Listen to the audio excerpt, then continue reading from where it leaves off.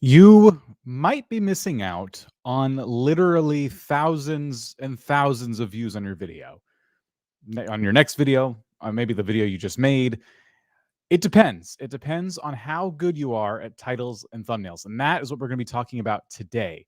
The title and the thumbnail of your video is what brings people in the first place. Have you ever made a video and you thought to yourself, oh my gosh, I worked so hard on this video. I put in everything and people are not watching it. It's not getting the attention it deserves. If you've ever felt that way, don't fret because nobody knows how much work you put into that video because something about it, something about the title, the thumbnail, the subject at hand didn't get them to click in the first place. And that means you can actually go back and change those titles and thumbnails, and people could actually see your video, the one you've already uploaded, the one that's been up for weeks potentially. We're going to talk about all those things today, and we're also going to be taking your questions. Real quick, I want to address anyone who is watching this after the fact. This is a live stream, so we did take questions live during the show. And if you want to make sure you make it to the next one, we do these at 1 p.m. Eastern on Wednesdays. So do feel free to subscribe, turn notifications so you don't miss the next one. And every week, I'm joined by somebody, and this week it is Mr. Viper. How's it going? Woo, how you doing? So, Dan, I'm going to go ahead and jinx us real quick, but Oh. this should be the most well-run live stream ever. And do you know why, Dan? It already isn't well run, so I don't know where you're getting this. So, basically, what I'm trying to say is that vidIQ has not one, but two executive producers, and they both happen to be on the same live stream right now. So, because we are both executive producers, this should be the most well-run live stream, but we shall see what happens. How you doing today, man? It's going to be a devastating nightmare, but I'm doing good. How are you? I am good. Another question before we start. So our Tuesday stream start at 2 p.m. Eastern, but this one starts at 1 p.m. Eastern. Why is that? It's just always been that way. I've actually considered moving it to 2 p.m. as well, mostly because before this live stream, I scarfed down my lunch. And that's happened in the last few weeks just because there's so much going on. So who knows? For the message I just left the creators watching this video after it's a video, keep an eye on when we schedule it because who knows? We might move it.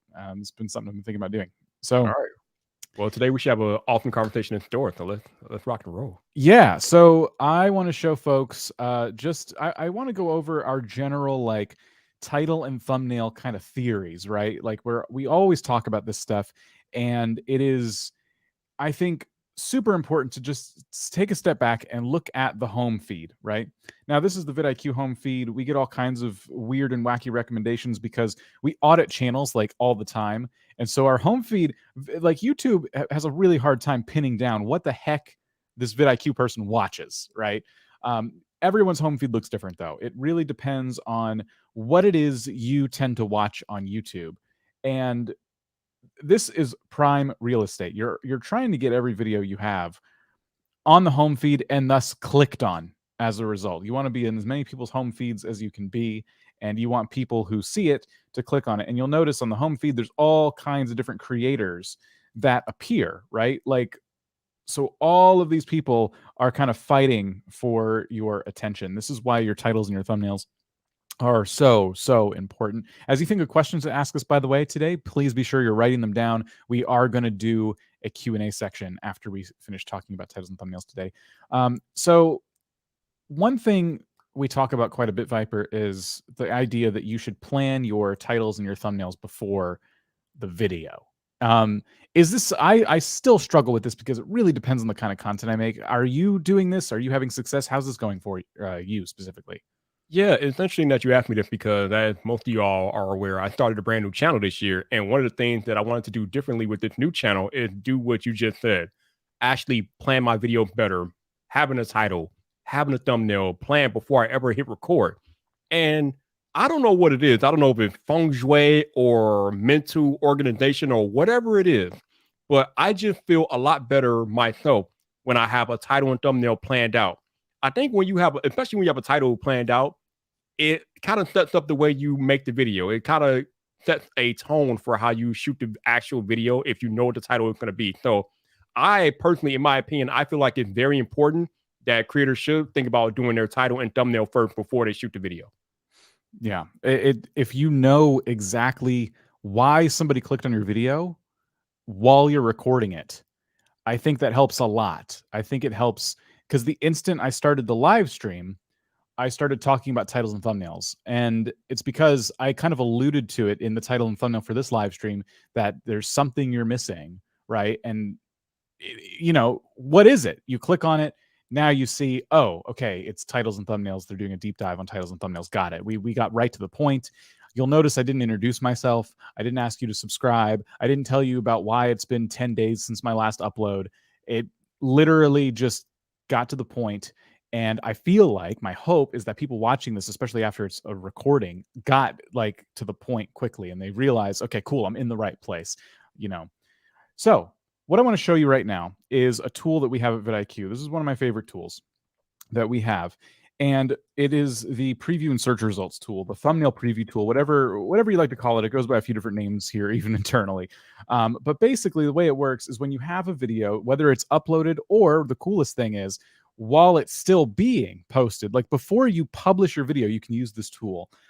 You can type in different keywords you want to rank for and then see what the top ranking videos look like alongside yours. So what's nice about this is that we just talked about planning our titles and our thumbnails ahead of time, but I just said you have to like have a video to play with this tool, right? You can do this in any of your videos and you can plug in any information you want. So for example, if I want to rank for modded Minecraft, I have a vidIQ video, like none of this stuff is going to match, but if I hit preview and search results, it's not focused on what's already here. It's more focused on what you typed in. I want to rank for modded Minecraft. So here's our video. Fictionally speaking, if our video was the number 2 search result on YouTube search, this is what it would look like amongst all the other people ranking really highly for the keyword modded Minecraft today. Now, obviously, this video probably isn't going to get any clicks because the person searching is not looking for how to get more views per hour. They're looking for tips on how to get better at modded Minecraft. Right. But the point is, your thumbnail is always in the second slot. And so you would have made a thumbnail relevant to the search term you put in. And you can play around with this. You can keep entering different keywords up here. So let's say you wanted to get more specific. Top 5 Minecraft mods. Search. So we get a whole different selection here, and you can see the difference between the modded Minecraft thumbnails and the people who are doing top 5s. They like to break their thumbnails up into bits. So we have like 3 different things going on here. Another one with 3 different things with some text on it. And then again, like a lot of these creators are utilizing the thumbnail in just different ways. This is an interesting strategy for a top 5 video, top 10 video rather. And they're putting in 3 different thumbnails in one, essentially. So all of these things, really good tips if you were the kind of person making this kind of video. So again, we didn't need to make a video to see the kind of results that come up from this. But ideally you'd have a thumbnail to kind of compare and contrast to, so you can kind of see how you stack up. And you can also look on the home screen. So let's say people don't find your video in search. Now we're not worried about the search term. How does your video look on a fictional kind of YouTube home screen? So this is kind of what our YouTube home screen does look like. We did see this a little bit, some Colin and Smear, some Think Media. And then this is what our title and our thumbnail look like compared to a selection of videos. And you can view this in tablet mode, in phone mode, so you can kind of see how everything looks in different environments as well. And right now we have compare against competitors, which is a different tool we have. We have a competitors list that you can fill out. If you turn that off, it's going to randomize the home feed even more. There we go. This actually looks a lot more like the home feed we saw at the beginning. So that is what's so cool about this tool is it's 2 things. It's really cool that we can compare our thumbnails before we publish a video, but it also takes a level of kind of looking inward, right? You have to think to yourself, could I do better? Do I feel like this thumbnail stands out? And if not, what can I do to make it stand out? And maybe you realize like, oh, if I take just a quick online like Photoshop course or whatever it might be, like I can maybe get some shadows on the elements in my thumbnails. I don't know how to do that. I'm new at Photoshop. So you might improve your education and you might improve your overall, approach to creating the stuff in the first place, which is really what it's going to take. It's going to take time and, you got to set up the building blocks for success. Yeah. Also, yeah, that tool is amazing, but There might be people out there who don't have access to that tool, depending on what tier of vidIQ they're paying for. Right. So I just want to let you guys know that real quick. There's another way to do that without the tool. Basically, I've talked about this before, but if you go to YouTube, the website itself or the app, and you type in whatever keyword you're trying to rank for in the search bar, and then you hit enter, and then on page 1, you get all the thumbnails that are ranking for that particular keyword or phrase or whatever it is. And then I always tell you to look at those thumbnails that populate on page 1, because then you can see what's popping, what people are clicking on. You can see if there are any patterns in those thumbnails that you see on page 1. And that way, that's another way to do thumbnail research, so you can gather the information from page 1, and then you can use that to make your own thumbnail. Now, this is where it gets a little tricky, Dan, though, because while you want to make your thumbnails similar to the ones that you see on page 1, you don't want to make it exactly the same so it blends in, because then it doesn't stand out, because we always talk about how you want your thumbnails to stand out. So I tell you that just to get you an idea of what thumbnails are performing, but ultimately you have to use that information to create a thumbnail that can blend in and stand out at the same time, if you guys understand what I'm saying. Yeah, 100%. And that's where that inward looking in kind of comes from, right? Like you really have to be able to psychoanalyze your own work. And I think for a lot of people, it's difficult to kind of disconnect in that way and like step back and look at your videos objectively, you know? And I find for me, it's difficult for me to do that. But if I take a day, so let's say you've planned your schedule ahead a little bit, you've recorded your video, you've made your thumbnail, maybe it's posted on YouTube, but you haven't published it yet. Like step away from it from like a day, and then come back the next day a little bit more fresh. You're kind of thinking about your next video, but you're like, oh, I still got to optimize this other video. And that's one approach as well. By the way, you mentioned that not everyone may have access to certain tools. I do want to point out we have a 30-day free trial of vidIQ. If you're a new customer, you can take advantage of this. It's 30 days of our whole suite of tools for free. The link is down below. So please do check that out. So you can try everything. Try before you buy. Definitely. Yeah. So somebody in the chat is asking, why the clickbait title? We have already delivered on the value of the title in the first 13 minutes of the live stream, so it's not really clickbait. Like, if you listen to what we've been telling you, like, creators literally miss out on hundreds of thousands of views potentially just by not optimizing the thumbnail properly. So I'm just want to put that out there for you all. Thumbnails are important. Yeah, let's talk about this, because I actually just did a video about clickbait, and I have been putting, I guess, clickbait tactics to practice, not only in vidIQ videos, but in my personal videos as well. And I've seen a lot of success. And I think it depends on your definition of what clickbait is before you and I will agree, right? Like some people think that if your title and thumbnail isn't super specific, then it's clickbait. And it doesn't even matter if the vagary delivers on some value to them. It's just clickbait. You literally are trying to hide whatever your real video is about behind this, vague title and thumbnail. Right. Unfortunately, it's very effective. Yes, you're correct. It is. And I would say, and Nate did another video about this too very recently. He kind of categorized clickbait as like good clickbait, bad clickbait, and gray clickbait. And I recommend watching his video on it too, because he kind of breaks it down in a really interesting way. But I would say the title and thumbnail for this live stream is good clickbait. How many times, here, let me ask you this. How many times have we made videos about improving your titles and thumbnails, right? At a certain point, we want to get a little more creative with how we present that information. So what is the problem that this video addresses? Well, you are missing out on views if you don't have a good title and a good thumbnail. We want to communicate this as effectively as we can, right? So we were cheeky this time. We decided to go the route of, if you're not doing this, you're not getting thousands of views potentially. Right. If the title and thumbnail don't say exactly what the video is about, but then you go in and you watch the video and ultimately the video delivers on what the title and thumbnail promised, then it's not really clickbait by definition. See, I think I'm a little more technical than most people about the whole clickbait definition, because the very definition of clickbait, if you look it up, is literally bait and switch. We talk about, let's say we talk about how to grow your channel, or we put a title and thumbnail about how to grow a channel, but then you click on the live stream on the video and we're talking about best coffee in New York, Chicago, whatever. That is clickbait, okay? Because we are trying to get you guys in there because you think we're going to talk about growing a channel, But then me and Dan sit here talking about our favorite coffee.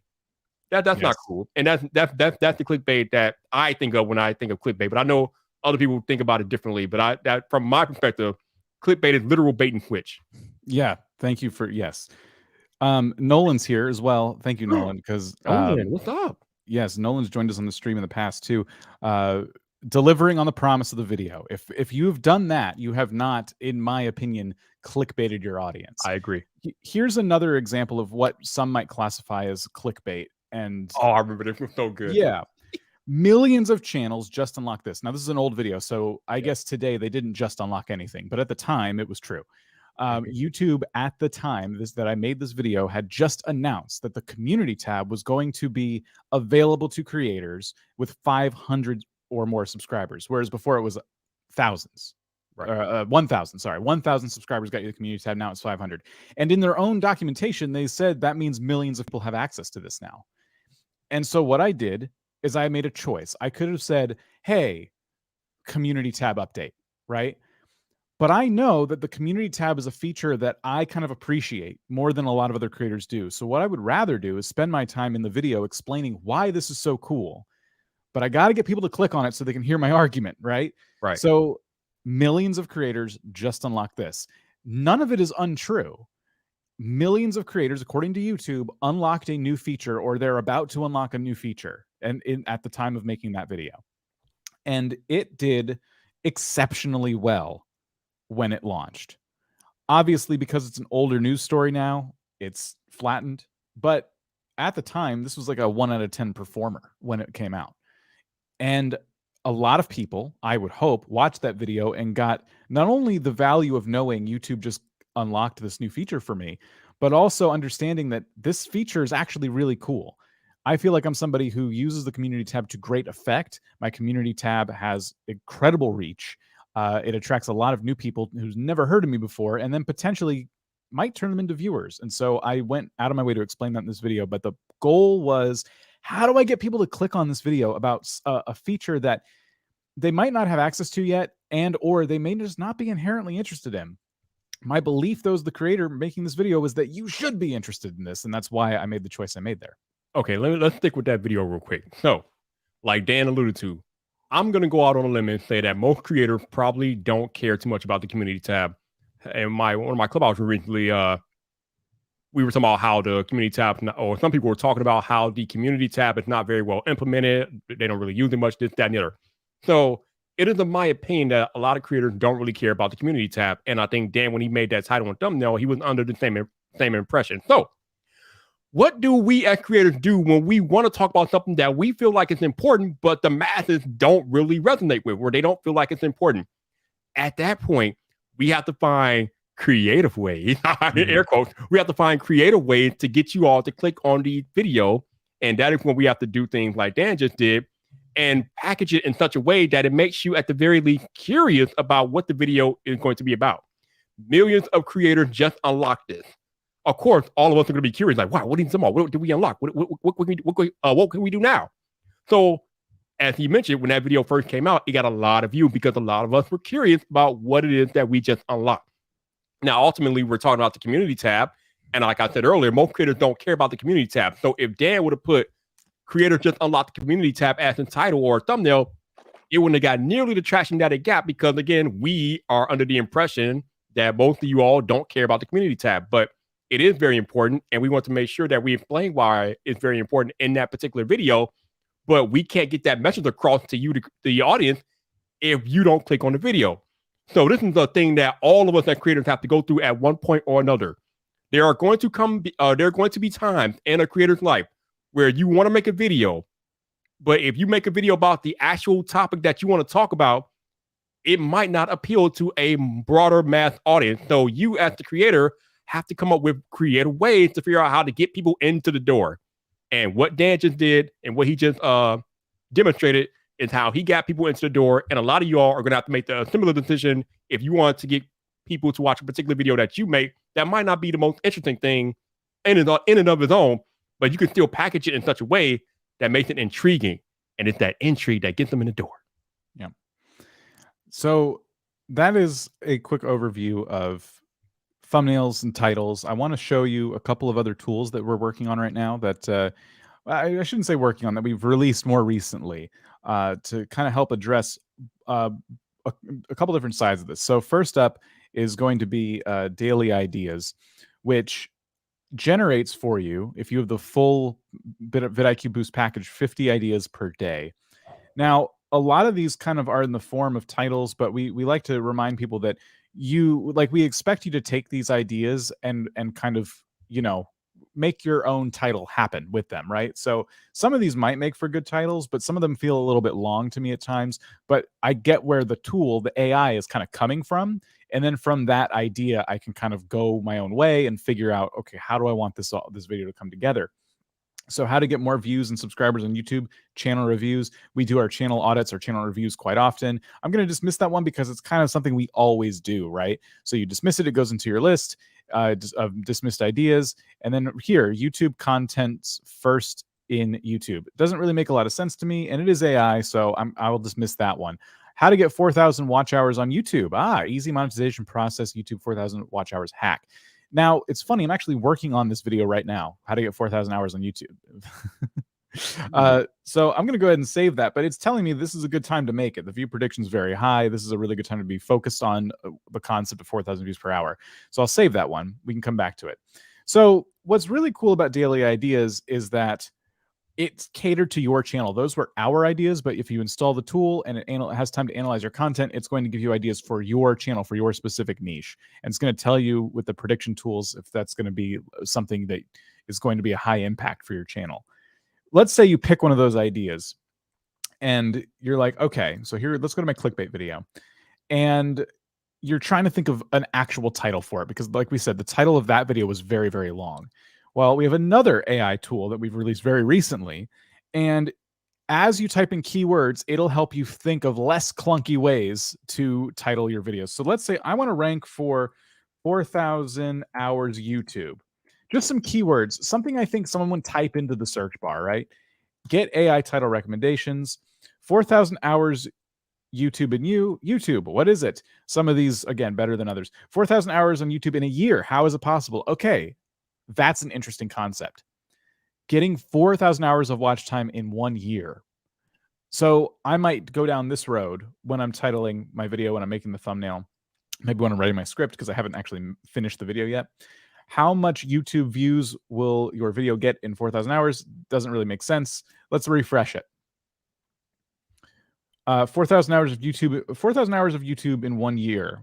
Here's that year again. So the wording's like almost there. So I would say get 4,000 hours on YouTube and because I'm fancy like that, I might all caps in 1 year. Mm-hmm. Much better title than 4,000 hours on YouTube, right? So this tool can really help you kind of hone in your titles and give you some really, really good examples of clickable titles. Yeah, that AI recommendation tool is amazing. All right, I need a minute to have a quick aside here with the chat. So some of y'all in the chat, somebody had commented about how clickbait makes them feel dirty, and we're talking about integrity and different things like that. Ultimately, now I've been having a conversation a lot in the last 24 hours, but ultimately, the decisions that you make about your YouTube channel and how you choose to run it come down to you as an individual. I would just put it out there like this, though. In this instance, when we're talking about clickbait, making you feel dirty and different things like that, if your title and thumbnail are put together in such a way that when they click on the video still delivers on the promise of the title and thumbnail, even though it's clickbait per se, then you've done as a creator what you're supposed to do. When you should feel dirty and question your integrity is that if you use clickbait to literally deceive a viewer. It's one thing to make your titles and thumbnails make people curious, right? Give them something different from the actual title or the actual subject of the video, but you're still delivering on the actual premise of the title and thumbnail. But when you intentionally deceive a viewer by titling and thumbnailing your video one thing, and then your video is about something else completely, I have a problem with that. And you as a creator should have a problem with that. But what Dan did with the community tab video, I feel like, in my opinion, I don't feel like Dan did anything dirty or anything like that, because ultimately, when you clicked on the video, the community tab is a feature that a lot of people unlocked when you at that point when he made the video. So he literally delivered on the premise of the video. Now, how that makes you feel as an individual, you have to look deeper within yourself to figure that out for you. But when you are intentionally deceiving your audience, then I have a problem with that. And you as the creator should have a problem with that, because that is not a good way to build trust with the audience. Because as we talk about all the time, the very most important relationship on YouTube is the relationship between the creator and their audience. Mm-hmm. So as long as you're not cheating your audience, you're good. If your audience is mad at you about the way you did something, then you might want to rethink it. But if your audience is happy on what you've delivered, you're good. I would say that the term clickbait is starting to lose meaning, because, like you and I have agreed on now multiple times during this one stream, it's if it's clickbait, or it's not clickbait unless you're not delivering on the title and the promise of the thumbnail. You know, we agree on that. People still use the word, but they feel like they understand the difference at the same time, right? Like they're like, no, I still think this is clickbait, but I also see that it delivers on the title and the thumbnail's promise. But what they're trying to do is they're trying to describe a different, they're trying to describe, like, find a term to describe the vagueness of a title and a thumbnail. Like, this live stream is a little more vague in its title and its thumbnail. So some people might call that clickbait, even though they go into that understanding that, like, oh, they're delivering on the title and the thumbnail promise. It's just that they did it in a kind of a funny way. They decided to be not clear about what they were going to talk about in the title and the thumbnail. But we still made a promise, and I still feel like the goal of the stream is to deliver on it. So that's kind of, I think we need new terminology is what this comes down to. We need to stop calling everything clickbait as this like blanket statement, because creators like us hear that and we're like, whoa, like I didn't clickbait anybody. Like I didn't even think that this was clickbait because I made a video about a thing and I talked about the thing in the video. The creators might, not the viewers rather, might not mean it that way. They might just mean like, oh, I see what you did there. I see that, you know, you've kind of played with your title and your thumbnail in a cheeky way. So I don't know. It might just be that. It might be that we need to adopt new terminology to kind of encompass good clickbait, so we can stop calling it good clickbait. Clickbait's just inherently a bad term. Yeah. And it's funny because we as creators on YouTube, we're not the only ones who do this. I mean, have you read your local newspaper or publication lately? I mean, have you seen some of the titles they use out there in the actual? Oh my goodness! Whoa, yeah. I'll tell you what. Like, I know of a creator. I'm going to be very, very vague here because I still, as a creator, in most regards, I respect them, but I think because they're creating is likely their full-time job, they make some really, really interesting decisions. So A lady takes a drink after. Oh man, somebody clip that. That's amazing. Go ahead, Dan. So what they like to do is they like to talk about certain video games. They talk about a bunch of different games in their channel, and they get the most views when they talk about updates coming out for those games. However, sometimes they make update videos when not only is there not an update coming, one was never even mentioned by the game developer. And they frame the video, the title and the thumbnail, as if one is not only on the way, but has basically just released and you missed it. And you click on the video and it's not that. I mean, they talk about how they would like it if there was an update.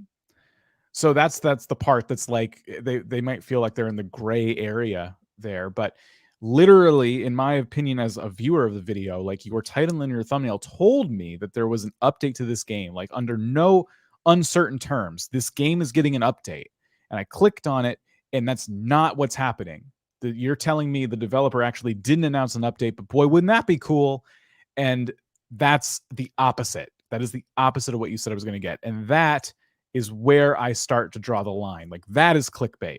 That's when you deceive me. Yes, your video was about an update to a game, and those two things existed, but in the title and the thumbnail. But you basically promised me that something happened in this community that didn't happen. You tricked me into watching this video, and that's a bait and switch, clickbait.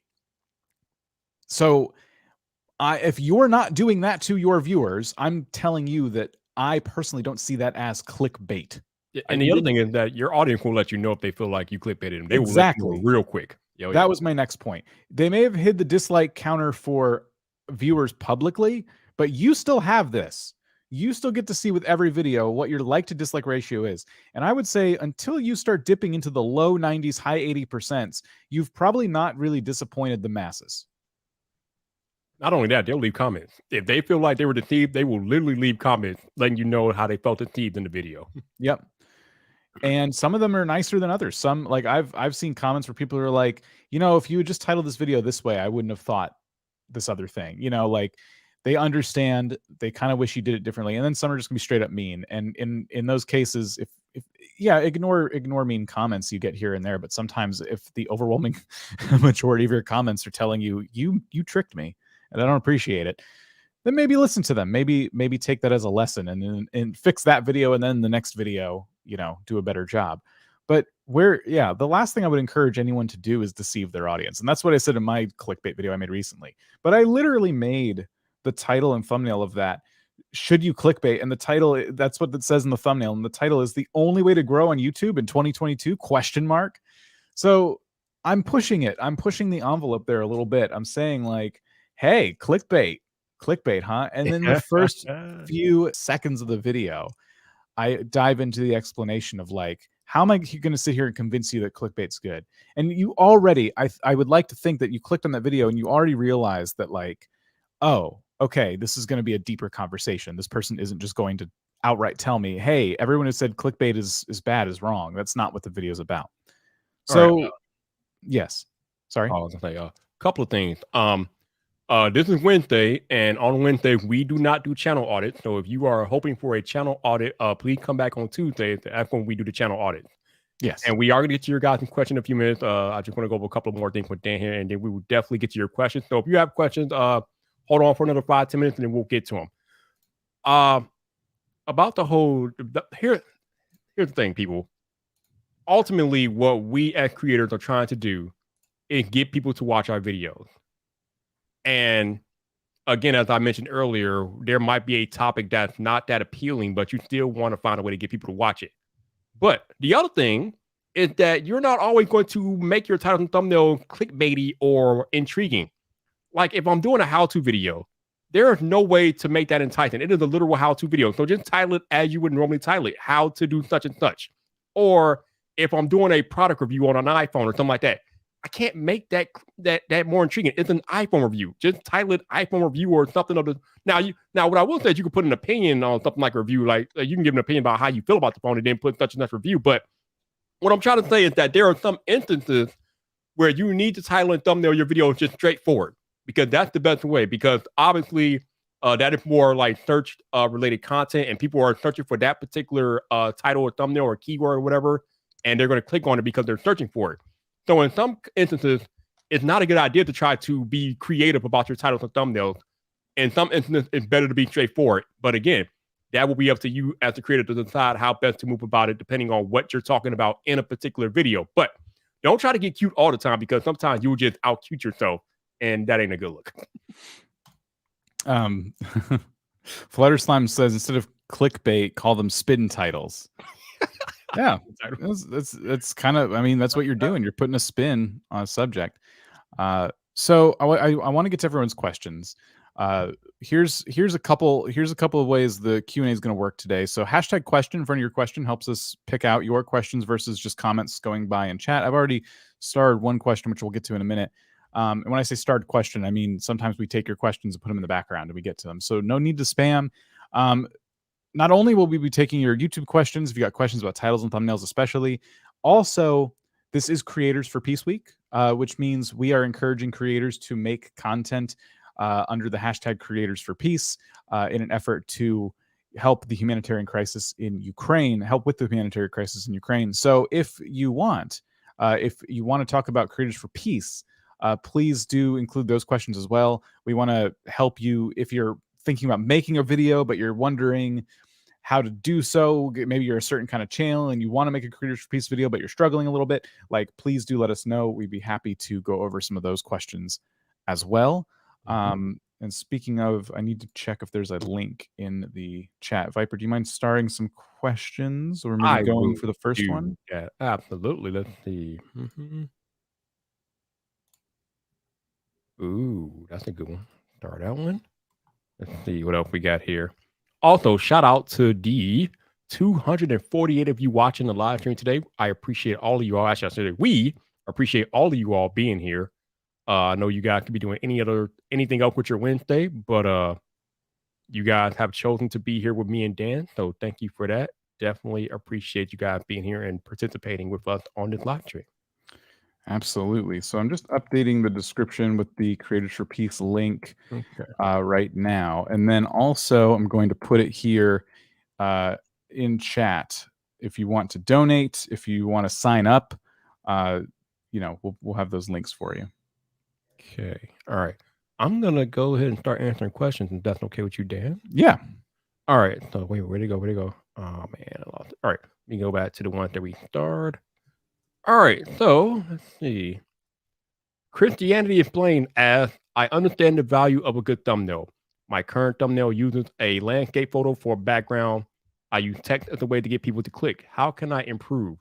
OV using clip art. Whew. Okay, so I'm gonna suggest what we talked about earlier on the live stream, and that is so depending on what your video topic is, if you're using certain keywords, type those keywords or that phrase into the YouTube search bar, right? And then take a look at the thumbnails that appear on page 1 of that search and see if you can discern any patterns in those thumbnails or see if there's something that jumped out at you that is consistent across all the thumbnails. Because those thumbnails on page 1 will give you a good idea of what people are clicking and what they're resonating with. And that way you can have an idea of how to proceed with your own thumbnail. So just look at what's working and then make something around what's working. But again, you don't want to make the exact same thumbnail because then you blend in. But go do the search, see what thumbnails are resonating, which ones are populating on page 1 because those are getting the most views, and then discern some patterns, different things like that seem to be working with most people, and then create your thumbnail from that. So there you go. I've been just taking some really good questions, putting them in the background here. So let's move on to maybe this one here. If I'm making a video like others on YouTube that were successful, should I use the same titles?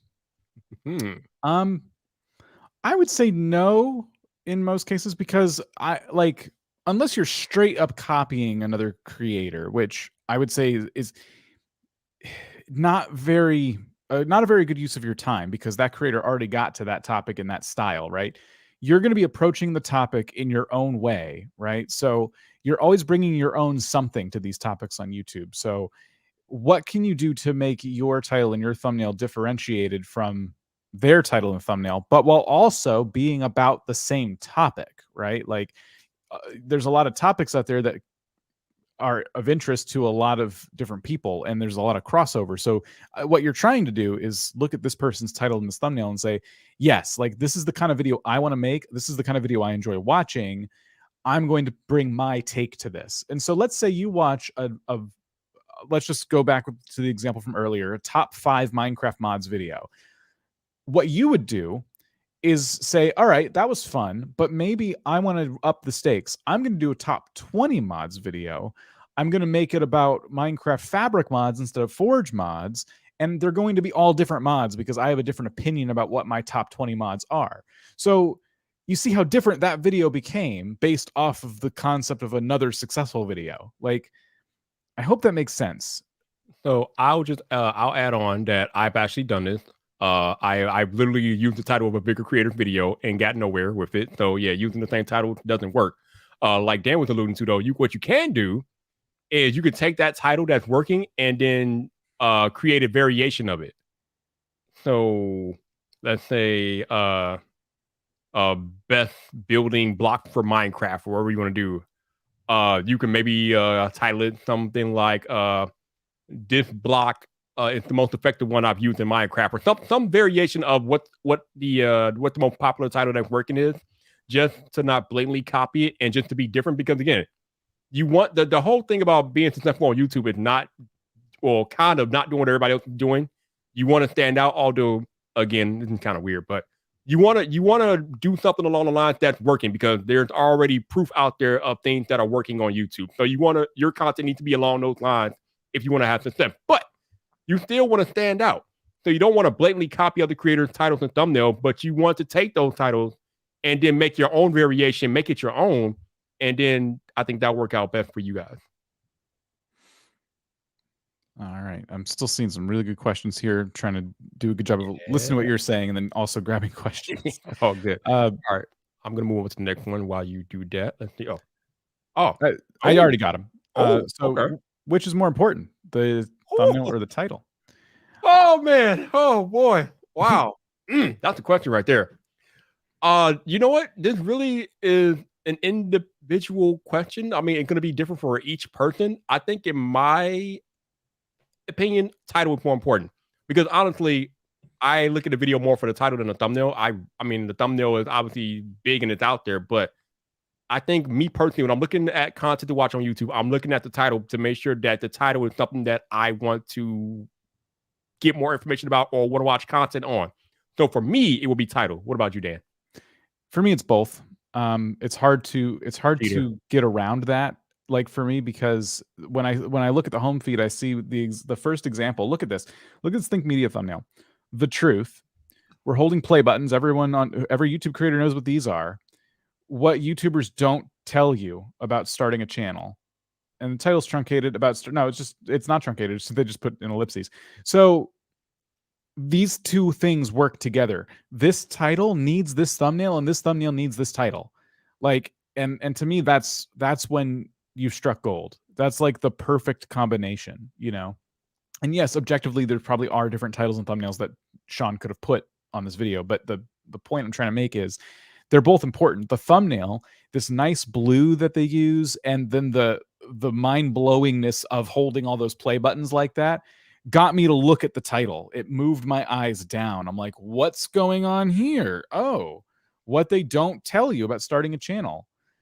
So it's in some cases, like you said, like you are the kind of person who looks at the titles first. And I get that. Like some people are going to look very visual. They're going to look at the thumbnails. Some people are going to look at the titles. But I would say that the best thing you can do in terms of what's more important is that everyone's different, right? Viper just said he looks at thumbnails or looks at titles. I'm telling you, I'm more visual. I look at the thumbnails, and we're 50-50 on that. We're split. So in that way, they're both the most important, you know? But what I will say, I think what intimidates people at thumbnails is that a lot of us, when we start a YouTube channel, we have something we're good at, right? Like if a mechanic starts a car mechanic YouTube channel, what's their trade? They're a mechanic. They're not a video editor. They're probably not a graphic designer. They're not any of these things, but suddenly on YouTube, they have to become those things. So it doesn't have to be the most high quality design ever. While obviously thumbnails like this of very high quality in design are, you know, clickable. I'm not a graphic designer. I made this. I am not proud of it at all, but it's not necessarily in terms of a work of art. I'm not trying to make a work of art. I'm trying to communicate a point. So it's okay if it doesn't look perfect, as long as it looks as good as I can make it look with my current skill set, and it communicates the point. Because the goal of the title and the thumbnail is to make it so these people who are looking don't have to think. I don't want you to think for a second or overthink for a second what this live stream is about. I'm saying your next video could get thousands of views, and I'm saying that in the title as well. You're missing out on thousands of views. Cool. Like everything you need to know is right there. What we're going to help you with is getting those thousands of views to keep you from not missing those anymore. So you don't need to be a graphic designer. You be as good as you can be, up your education, try to be as good as you can be at this stuff. But I think they're both important, and I think it's a skill set that develops over time, and you just want to get the point across. Okay. Dan, I'm going to need a minute here, so excuse me. There's a question here, a valid question from Just This. He says, not trying to be rude, but why is Viper here? Offering advice when a channel is small and not growing. I'm going to, I'm not going to take this personally because it is a valid question. And I will tell you from my experience that I have 3 YouTube channels, and probably in the next month or two, I will have grown my 3rd channel to 1,000 or more subscribers. So that's number 1. Number two, I've been doing YouTube for 4 years, so I have 4 years of experience trying to grow on YouTube that I can offer. The other thing, though, is that on these on these vidIQ live streams, we try to rotate the people that you guys see on a week-to-week basis. So that's why I'm not here every week, because we have Rob, Dan. Sometimes you see El Jefe, sometimes you see Travis, and we have our creative partners that we bring on here. So we try to give you guys perspective from a lot of folks, big creators, small creators, medium-sized creators. So we don't just want to feed you one perspective. We want to feed you multiple perspectives. So even though I'm not the biggest creator in the world, I do have a perspective. I have 4 years of experience. And the other question that you probably should ask yourself is, how does a small creator like Viper have a job at vidIQ? When you have an answer to that, then you might be able to answer your question that you just asked here. So there are factors outside of the subscriber count that matter as it relates to being a creator on and off of YouTube. So how I will answer that question. I appreciate it, though, and thank you. I think one thing they said in their question is that you're not growing, and it's one of they could be looking at, because I know you did switch to a new channel recently. Define not growing. I mean, I've seen your channel. You're growing. Everyone in every niche on YouTube grows at like a different rate, different speed.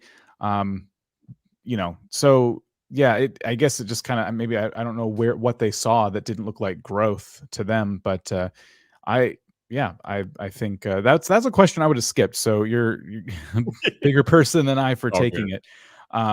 It's I don't think I get where someone would be coming from, but look at the whole picture, Yeah, I think that was my big takeaway from that question, that you got to look at what's happening all around the creator. It's not just the numbers that you see on YouTube, because as I told you guys before, you are not your vanity metrics. I know we judge creators by their follower count, subscriber count, but what if I told y'all there's a lot more going on behind the scenes that have very little to do with your vanity metrics? So there you go.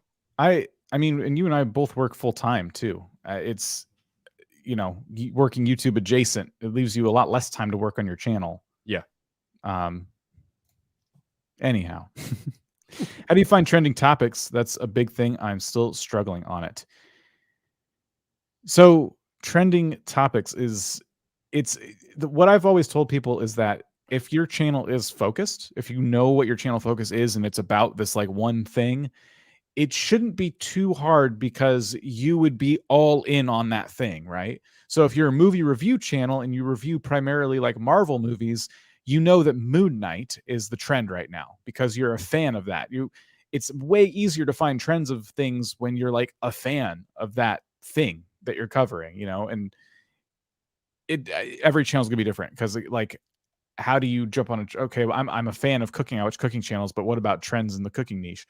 You can always bring pop culture into those kinds of videos. Like, you can make a Moon Knight cake, just to bring those two examples together, crashing in a horrible way. So it really comes down to taking the time to kind of research and getting involved in what you're interested in the most, right? If you're really interested in what you're doing on YouTube, it shouldn't be too difficult. Of course, you can use a tool like we have, like Daily Ideas, which is on the hunt for different trending topics and things like that. I know we're not doing channel audits, but I'm really curious to see what it is they do on their channel. Just kind of looking in the background here. And it looks like you are a gaming channel. You're playing Roblox. So yeah, I think for you, it would be looking at the Roblox, like, is it store, menu, hub, whatever they call it? What are trending games within that community first? And let's say you find one and you really, really enjoy it and it's trending. You're like, I'm going to do a bunch of videos on this game. Get into that community, join the Discord forums, wherever they are, wherever the people who play this game are hanging out outside the game. Start to really learn what it is that makes the game tick, that makes the community excited. Suddenly you're going to see that people are talking about this new update or this new pet that they have in the game or whatever. And you might catch on, like, maybe this is a trend. A lot of people are talking about this new cat that you can collect. Maybe I should do a video on it. Or maybe you start to see people asking really like pointed questions and you're like, no one has like a great answer for this. Maybe I can make like a quick video on it and answer this question I keep seeing coming up over and over and over again. So really put yourself in that community. Yep. Is streaming to multiple sites worth it? So this would be kind of like we can do this with StreamYard if we want to. We can actually Mhm. stream on multiple platforms. It's kind of a personal question. You know, yeah, it depends on your individual objective. What I will say is that if you are a Twitch streamer and you're trying to grow on Twitch and be a Twitch affiliate and Twitch partner, they have rules against that. So be careful with that. Oh yeah, But once you're an affiliate, you can't do that. yeah. But the other thing is attention, right? So when you are streaming to multiple sites, then your attention is being spread thin because Mhm. that audience wants your full undivided attention. But if you're trying to give it to multiple audiences at the same time, then it could come off as being a little bit disingenuous if you're streaming to multiple sites at a time. So just I would say be careful and see how your audience responds to it. Yeah, 100%. I lost the tab that we were streaming from. There we go. Speaking of, yeah, splitting like if because I tell a lot of people like YouTube, this is a great time to be streaming on YouTube, and YouTube, there's so many like more discoverability features that I wouldn't have the time to try and stream and placate both Twitch and YouTube at the same time. I would just put all my energy onto YouTube and then focus on how can I just grow this stream here on YouTube. I think that streaming on multiple platforms is something that is like a temporary thing for a lot of new creators anyway. Like I'm just going to start and I'm going to see how many views I get here and how many views I get here and which one I like more. But ultimately I think we're all just trying to narrow it down to where's our home base, you know? I yeah, but yeah, I would there's no harm in it at first. I just think, yeah, like Viper said, you're gonna spread yourself kind of thin, kind of quickly. So keep that in mind. How does one know how far to niche down? Would it be better, for instance, to find a small niche? Mm, You cover tech. I I do. mean, describe your niche to me because I think you cover Apple mostly. Yeah, I with the new channel, I'm trying to make it a little broader, but yeah, I find myself still mostly covering Apple content. But you know, it's funny because when you really niche down, like you're like super niche down into a particular topic that might not appeal to the masses, you can grow in that particular niche, but your growth has a ceiling because you're super niche down, and once you get that ceiling, going to be pretty hard to go past that ceiling. What you can do to try to get around that is to make your videos and your subject appeal to a mass audience. The example that I like to use last year was the Squid Game phenomenon. Mhm. I'm gonna go out on a limb and say at least 70% of the creators on YouTube, no matter what their niche was last year, tried to tie their content to Squid Games in some way, shape, or form, no matter how niche they were.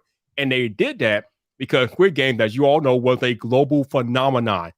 Everybody was talking about Squid Games last year. So creators tried to jump on that trend and use it to their advantage. So if you have a super niche, you might have to do something like that if you want to grow beyond that niche. Find a way to make your content appealing to a broader audience.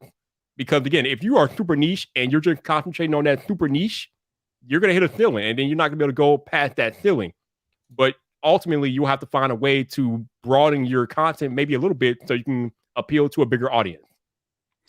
There's some really good questions here in the later part of chat that I'm grabbing right now. Thank you all for your questions. Do be patient. We've been taking a lot of questions, putting them in the background. So your question may very well be on our docket to answer here. But yeah, thank you for covering that. We're going to talk about niches quite a bit because we're getting a lot of questions about that. But here we got one from Cody. Why are my shorts getting more traction than my long form videos? This is the question, isn't it? This is one of the phenomena of the shorts shelf. If your shorts are getting consistently really good views, that's great. Like that means like you have very like fun to watch short form videos, right? I would look at the two as totally separate things, but I would try to keep the two if you're using the same channel about the same thing, if that makes sense. So your shorts are in a different place on YouTube. There is just a whole different home for shorts on YouTube. And then long form videos exist in other areas of YouTube as well. They can end up in the home feed. Sometimes you cater them to search, and so they're going to surface in search quite a bit. So one getting a lot of traction does not mean the other's also going to get a lot of traction. They just kind of exist in their own silos. So that's why that's happening. Other than that, a lot of people ask, how do I get my shorts viewers to watch the long form videos? It can happen because if people watch enough of your shorts, YouTube will say, hey, this person also makes this video, and it happens to be a long form video, and they put it on the home feed, they put it in front of them. So that's why I say, if your shorts and your long form content are about a similar topic, that's your best chance. That is your best chance to get the shorts people to try out one of your long form videos. But I would work on those two things separately, whether or not you put them on a separate channel or you keep them on the same channel, but you just treat them separately. That's kind of up to you. And then just to give you an example of this real quick, let me get to a different tab here. I have so many tabs open now. So YouTube is doing this on desktop more and more. They're trying to integrate shorts. Mobile is where they first started it. Now there's a whole new place for shorts on desktop. If we click this button, we're going to be on the short shelf, but on desktop. When you're on mobile, usually you scroll down a little bit and there'd be like a shelf over here somewhere, and that's where the shorts would be. And both of those are like where shorts live, you know? So if I click this, I don't know what I'm going to get. Like, I literally don't. It's a Colin and Samir short. Now, we watch a lot of their content, and this makes sense to me. It makes sense why I'm seeing their short come up, but I didn't choose to watch this. The title and the thumbnail were not relevant in this case. It doesn't matter what their title is. It just started playing, and those first couple seconds are so important because I might swipe away, and now we're watching a video about a Nintendo Switch. So this is how the short shelf works. And that's kind of interesting. Without sound, I think that's really clever. great. That's clever. Yeah, that's really clever. So all kinds of different stuff going on here. And then depending on what you interact with, when you hit like, when you leave comments, you might get more of this kind of content. So it's just a different area of YouTube. And yeah, I would treat it as such. All right, all right. So the question is from Destroy Mark, says, what should I do if my title, descriptions, and else are okay, but my videos don't get any views? Should I make more videos, optimize them? Well, I think at the very beginning of this live stream, Dan was talking about how you can literally go back and change your titles and thumbnails if videos in the past aren't getting views. Now, changing them won't guarantee anything, but it doesn't hurt to try. So you can definitely go back and change, experiment, make some changes, and see if you can get some traction on those videos. Ultimately, it comes down to experimentation. I think me and Rob talked about this on a live stream last week. When you reach a threshold and you're not getting the views that you feel like you should get, and it's happening on a consistent basis, that is when you have to start experimenting with doing new things. Because we know what the definition of insanity is. Doing the same thing over and over again, expecting a different outcome. Don't do that. So if you are doing the same thing over and over again and your views are pretty much constant and you're not growing, it's time to try something new. I did pull up the channel in the background, and again, we're not auditing channels today, but just to kind of like look and see. I was really curious because you said, what if my titles and my thumbnails are okay? I was going to say topic. If you feel like your titles and your thumbnails are on point, you might be in a topic that's just not as popular. But in this case, I would say there's room for improvement here. I'm just going to look at the titles because I don't know much about the games you're playing. So thumbnails aside, like the title of your videos, I'm having to think too much. You know, there's so many, like, I feel like you've really tried to make this optimized for computers and not for humans. And so like damage 5, like 1.2k damage, 5 kills, that I kind of picked out. And that might be the most interesting part of the title, but you've put it in front, like behind all this stuff. And this is like more search stuff, like, and maybe not even people typing this in. You know, this might be for the description. I don't even know if people would ever type this string of characters into the search bar, specifically looking for this video. So really, like, think about what's going to make you click on a video like this. Like, think about these titles from a human perspective. Start titling your videos for people and worry about search a little bit less. I feel like that's where you've been with your titles. And I think a lot of people that's why I'm pulling this up. I feel like a lot of people kind of make this mistake. Like, no, I'm following all the rules. Like, you're kind of ticking boxes in a way, but I think you've kind of missed the human element in these titles. So I'm not trying to be critical. I'm genuinely trying to help, but yeah, hopefully that makes sense. Hey Dan, I have a question for you. Did you see the tweet that Daryl E put out the other day? I don't think so. I'm not. Okay. I'm not on Twitter too much these days. Come on, Dan, you gotta get on Twitter. Twitter's where it's at. But anyway, Daryl E put out a tweet the other day about if you think you know all the answers about YouTube, even though the data shows differently, don't waste my time. For those of y'all who are not familiar, Daryl Eves is a YouTube educator, one of the biggest ones on the platform, if not the biggest one. He hosts Vid Summit every year. So the dude knows, I mean, he pretty much farts gold play buttons for his clients at this point. So he knows what he's talking about. But what I'm trying to say about that tweet is that we can give you guys all the advice and tips and tricks that we can give you. But if you don't take anything that we say and actually apply it to your own channel, you are wasting your time and our time. And I'm just inviting y'all not to do that. We give out a lot of helpful tips and tricks on here. Not saying that you guys are doing that, but I'm just putting it out there as a general disclaimer. If you don't apply some of the stuff to your own channels, if you don't experiment, if you don't make the changes, then we're not going to help you in any way because you're not making the changes that you need to make on your end. So we can talk about this stuff till we're blue in the face, but it's up to you all to go out there and implement these things on your own channels. Yeah. TTV, we got a couple questions from this user. I have a religious niche, and I'd like to get going more like a positive message and vibe with a scripture, but the ones I've done haven't hit, so I'm wondering what I could do to juice it up. So what I would be doing is I'd be looking at other channels that I would like to think a lot of creators have kind of modeled their channel off of other creators they've seen. So if you have somebody like that, take a look at what it is about their titles, their thumbnails, their subject matter that's kind of attracting you. And can you bring your own spin to that kind of like way of creating titles and thumbnails? Without looking at the channel, that would be, I think, my best advice is to really like, without comparing yourself to others in terms of view counts and things like that, because it's kind of unhealthy.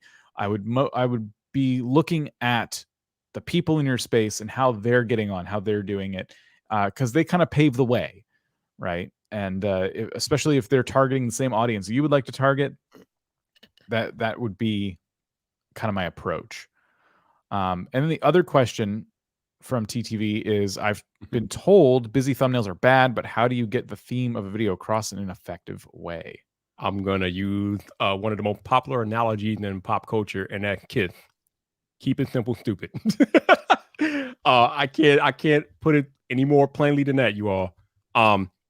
When somebody looks at your thumbnail, they should be able to, within the first 30 seconds of looking at it, understand what's happening and why it's happening, and they'll make that decision relatively quickly whether or not they want to click on your video. But you got to keep it simple so they understand what's happening. So, Dan, you have anything to add to that? So this thumbnail right here, why there's no one inside the Spider-Man suit. So Spider-Man, digital double, arrows pointing, like dead simple, right? When you think of a video about digital doubles and like CGI, and so that's what they're probably going to do a quick overview of like how these movies are like made, right? Like, how do these suits look so skin tight? Oh, they're not real. Great.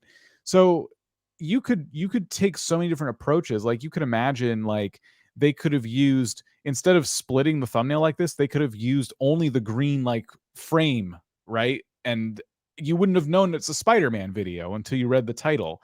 So like, I think they made a lot of really good choices with this title and this thumbnail. And they didn't over explain it.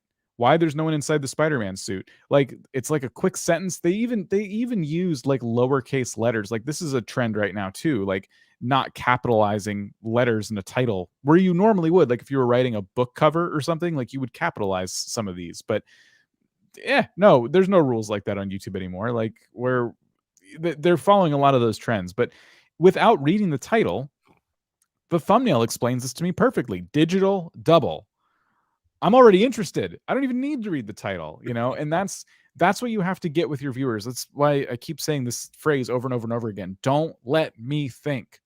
Don't let me think for a second about what this video is going to be about. Like, this 6 minute and 49-second video, I know exactly what it's about. I know everything about what I'm going to get when I click on it, just from the title and the thumbnail. So that's how you do that. Like, so when people tell you your thumbnails are too busy, what they're trying to say is like, you've just put too many elements here. You're making people think way too hard. Like, take one thing from the video and make that the focus of the title and the thumbnail. Even if your video is about like, if your video is the top 10 things, don't put 10 of the things in the thumbnail. Don't find little clip arts of all the things and make a little collage. Like, pick the coolest one, the most visually stimulating, and use that as the thumbnail image.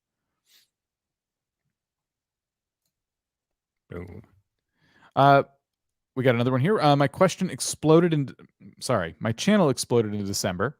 I kept doing the same thing, and as soon as I got monetized, YouTube stopped giving impressions. My CTR is higher than 10%. The retention is really high too. Why? Did you make any sort of, well, you said you kept doing the same thing, but did you? Because that just doesn't happen out of nowhere. Normally, when things like this happen, creators made some type of change to the content, and that's why you might be seeing different results than what you were seeing before. So I'm gonna guess that you did something that you probably didn't do in the past. I could be wrong, but again, this just doesn't happen out of the thin air. Like, there's a reason why you're seeing less results. I had this happen on the subject I was covering: retention high, click-through rate fantastic, really low impressions. And I realized, and this is not information I was able to get overnight. I had to like really kind of research other creators in my space and kind of give it time. I realized that it was seasonality. The topic I was covering was less popular during those months. And then as soon as like we got out of that, the views came back. It was weird. And that's what kind of taught me, like, wow. So when I saw that dip back in whenever it was, like September or whatever, like that was from the fact that the topic just kind of trended down, and things will ebb and flow. And so it might be, you said you've been doing the same thing. Maybe people feel like you're making the same video over and over again. And so when they look at the title and the thumbnail, they might see that, like, but you said the click-through rate is high and the retention's good too. So it's more likely that maybe the topic you're in is just beyond your control, kind of ticking down right now. They said they started doing more live streams. That will, oh man, I can make a whole video about this. But if you normally do non-live streams and you start doing more live streams, that will have an effect on your analytics. I don't have any hard scientific data, only except my 4 years of experience and being a person that live streams a lot. But yeah, implementing more live streams definitely changes your analytics. So be careful with that. Yeah, it's I'm trying to compare that to my experience. What was interesting about my situation is my live streams. I saw a little bit of a dip in terms of the concurrent viewership, but not nearly as big in terms of percentage from the video content. The video content was just not doing as well. It's kind of, my opinion there is that live streams, sort of like shorts, they live in like a different place, even though they don't. They are in the home feed when you're live and places like that. But what I'm saying is there's they appeal to a certain kind of viewer, and what I've noticed from a lot of different channels and things like that, even our channel, our live streams just don't perform as well as the videos. So if you've implemented more live streams, that's one thing. Did your live streams replace some of the content you were doing that was like video content, right? So if you were upload every Monday, but you're like, I'm tired of that. I want to do a live stream on every Monday now. And so I'm not going to upload anymore on Monday. I'm just going to live stream. Yes, I can definitely see that being a problem, because now you're doing something objectively different. It might be about the same thing, but it's a much longer commitment. You have to be there at a certain time. So it's just going to appeal to less people. So without looking at the channel, and I tried to pull it up, but I realized this channel you're using to chat is probably not the channel you're referring to, because the channel you're chatting with is not monetized. It can't be. So I wish you luck. I hope we were of some help. Hey, Dan. Yeah. I just did a Tube Talk episode recently with Matt Geelan, the CEO of Little Monster Media. Mm-hmm. And in that podcast, we were talking about how your YouTube channel page should look. And we were kind of comparing it to Netflix. Like, when you are scrolling Netflix and you see a show and you click on that show thumbnail or whatever, and then you see the layout of all the episodes, usually they look similar and they all have their episode thumbnails and different things like that. So if taking that into how we view a YouTube homepage, right? So if you click on a random channel and you see the content that they have on their homepage, videos and different things like that, I made the observation on Twitter last week that I feel like, Dan, YouTube Shorts should have their own individual tab on our homepage and not blended in with regular videos. Oh yeah. Curious to get your thoughts about that. Are you feeling something similar, or do you think that it's good the way it is right now? No, I think not only do I think we need that, I think we'll get it because in the YouTube Studio mobile app, there is a tab. Your shorts don't so there's tabs in the Studio app, right? There's content and then there's shorts, and your shorts exist only in that tab. It doesn't lump it in with all of your content like it does on the Studio desktop site. Mm. So I think I that's a hint to me that we might get that.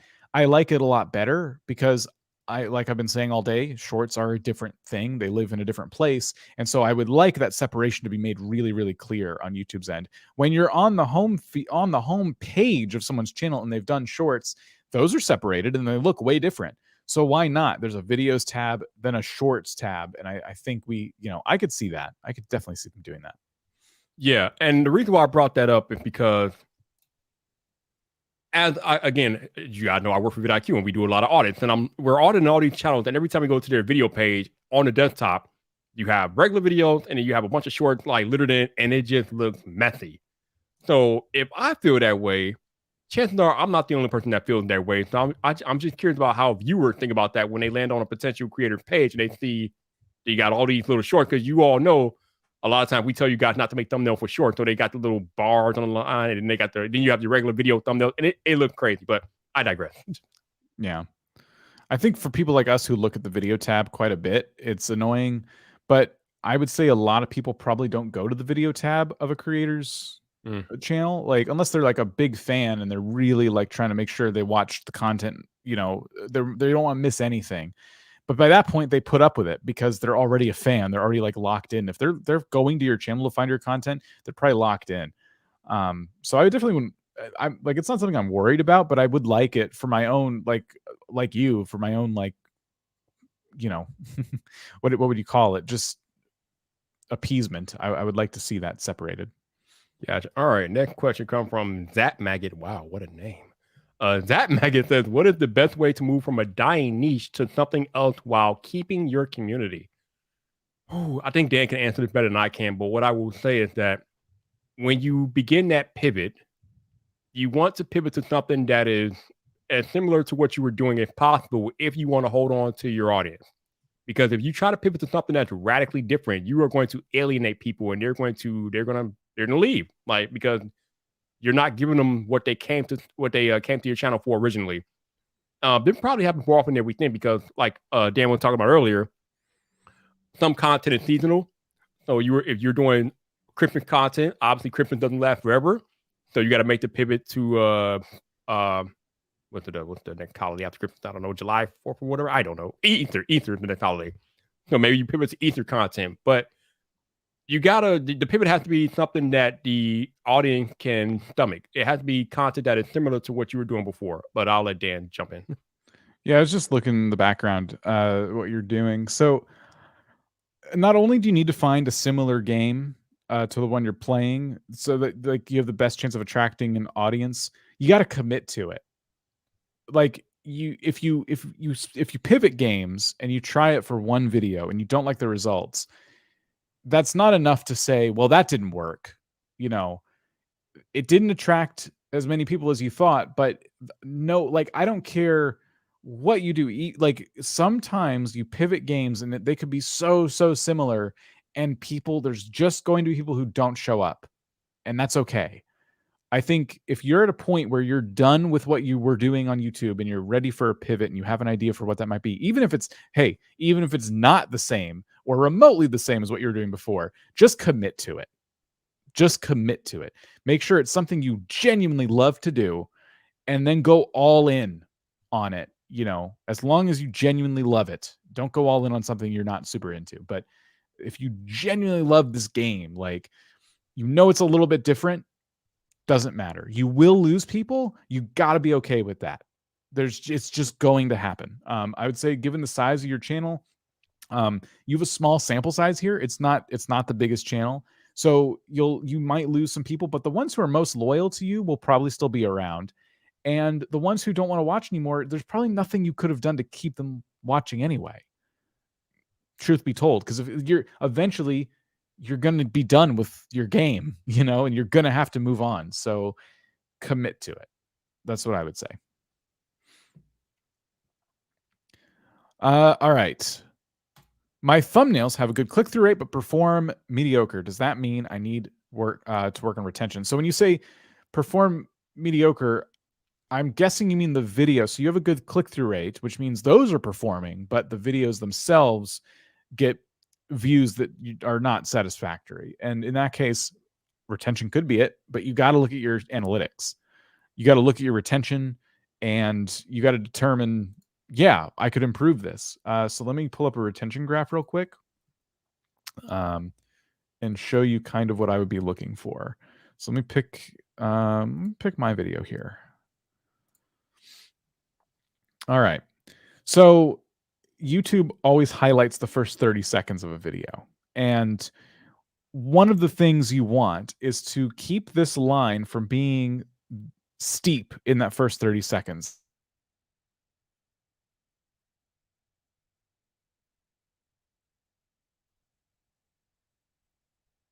Uh-oh. Did we lose Dan? Okay, I think we may have lost Dan. You can I hide it coming? Let me see what's going on here. All right. All right, I have no idea what's going on. Like, I can't hear Dan anymore. Either we lost Dan or I got lost. Can you guys hear me?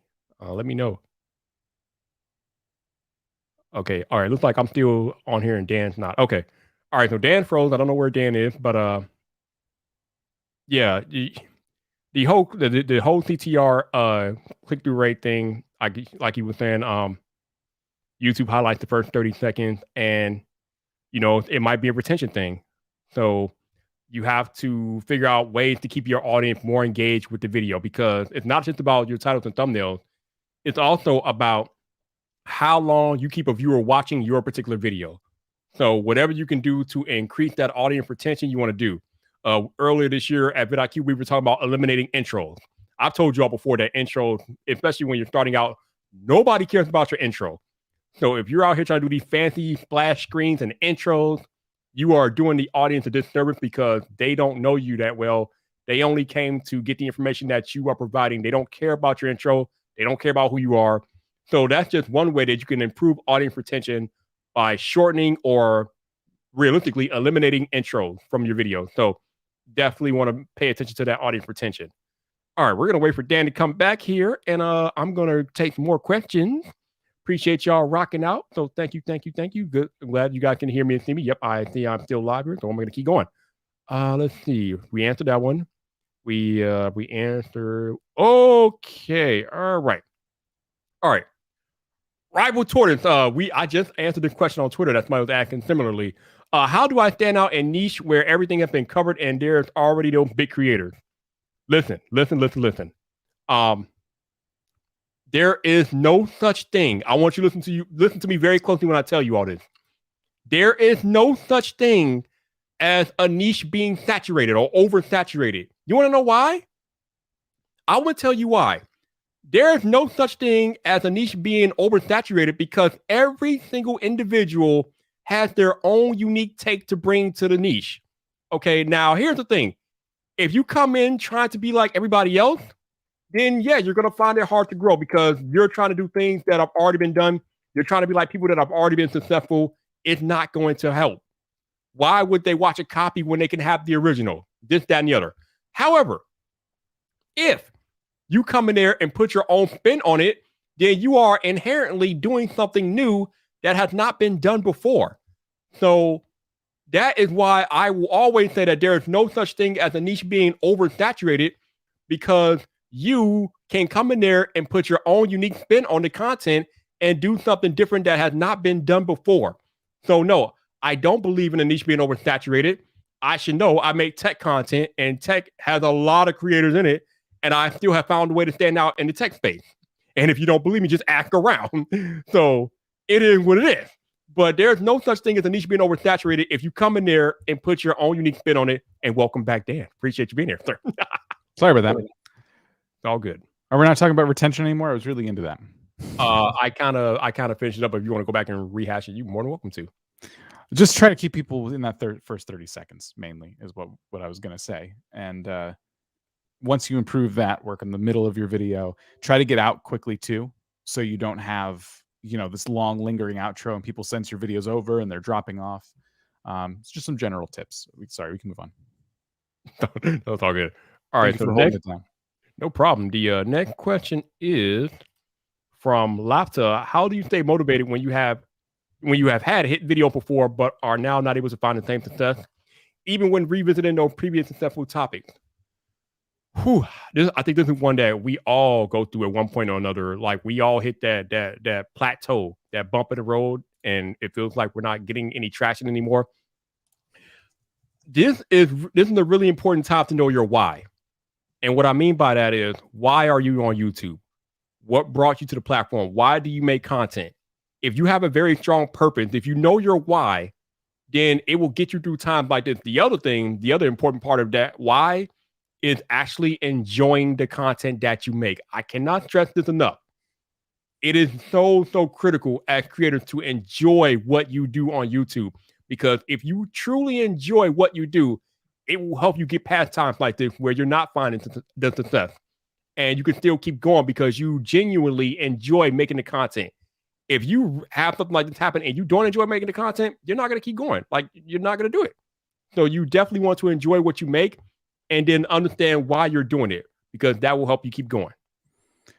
Just looking at the channel here, looking at these are your top performing videos.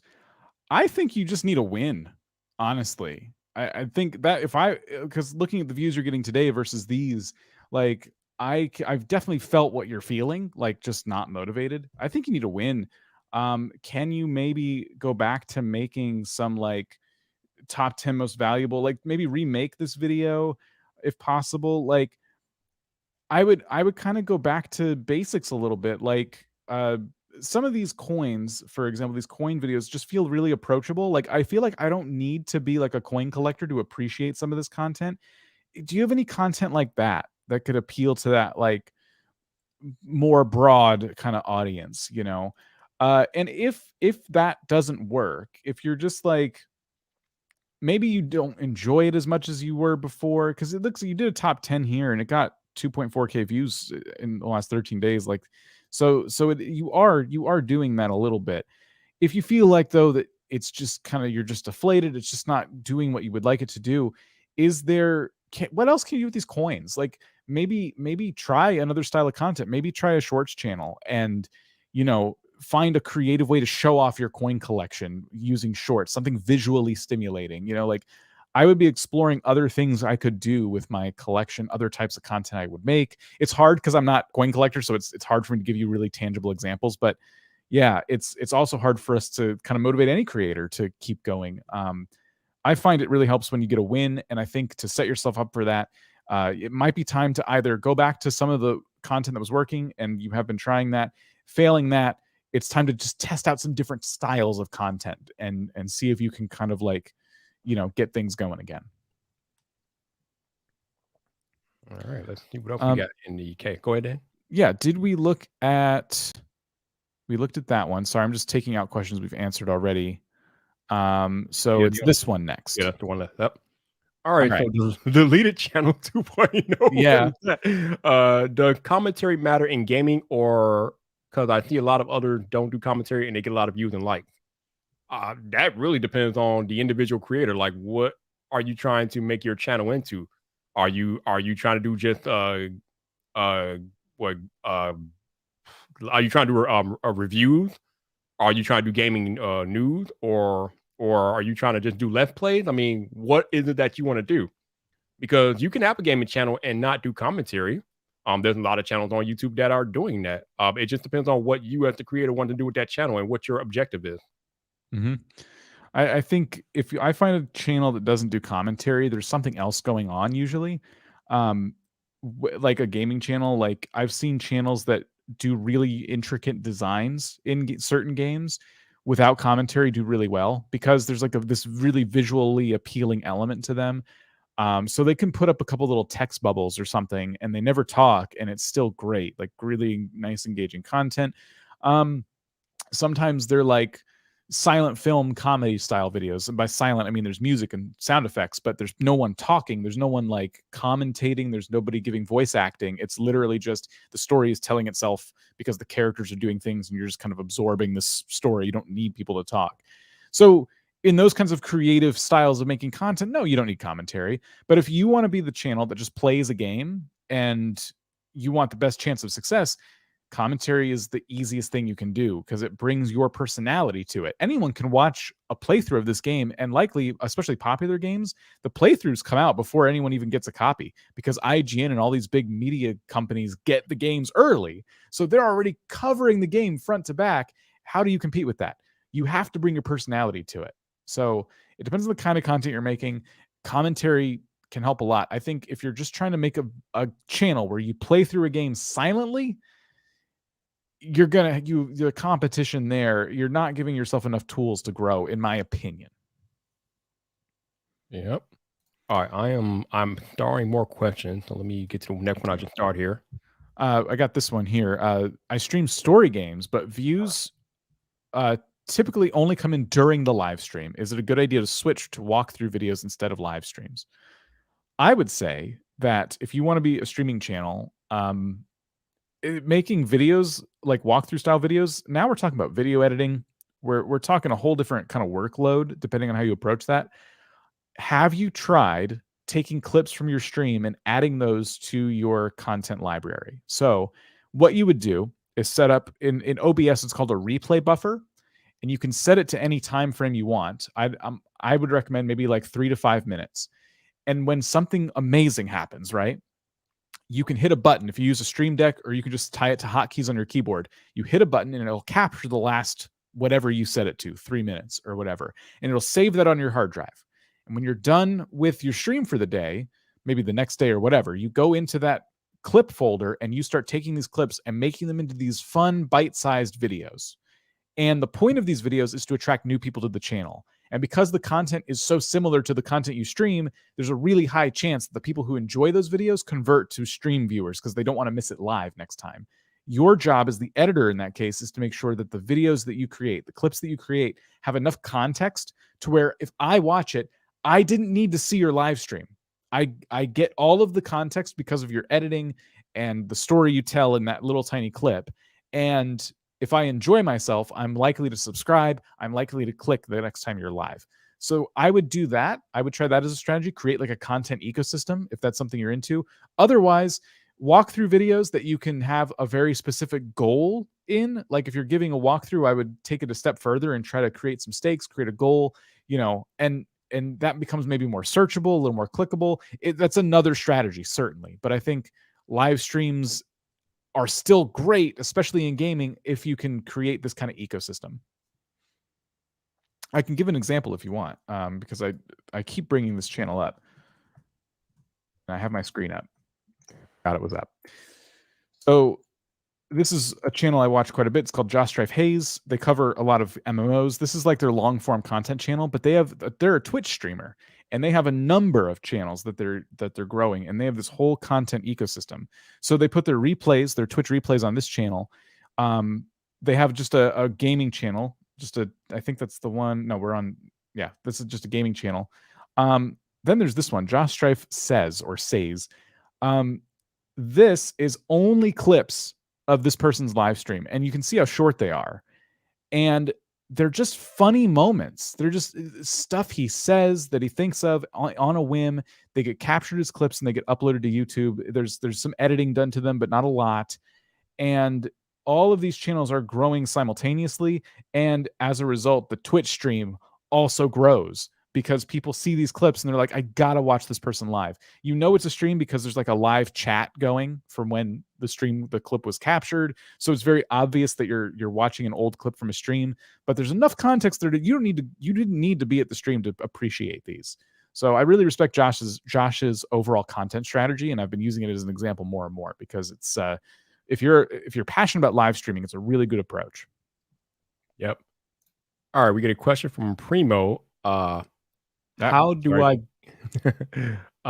get more views from YouTube Shorts? Correct me if I'm wrong, Dan, but I think the most important thing with Shorts is retention.